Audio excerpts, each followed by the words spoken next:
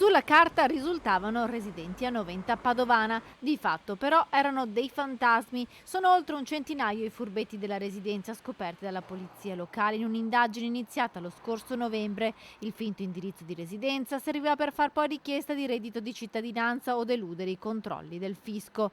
Un lavoro durato mesi, quello della polizia locale di Noventa Padovana, che ha smascherato circa un centinaio di residenti fantasma, 70% stranieri, 30% italiani, molte volte coperti da altri inquilini che mentivano al momento degli accertamenti. A volte con la compiacenza dei residenti, di altri residenti all'interno dello stesso appartamento, mantenevano la residenza nonostante di fatti poi non ci fossero. E la stessa preside ci ha chiesto di verificare alcuni bimbi che non si erano mai presentati nell'anno scolastico a scuola. La polizia locale li ha scoperti anche grazie alle targhe delle auto mai passate per le strade di Noventa oppure abbandonati da mesi nei parcheggi. L'indagine ha portato a galla solo la punta dell'iceberg. Al vaglio del comando ci sono molte altre posizioni sospette. Stiamo lavorando su più fronti nell'obiettivo della sicurezza comunale e in questo particolar modo è stato veramente un ottimo lavoro dei nostri agenti.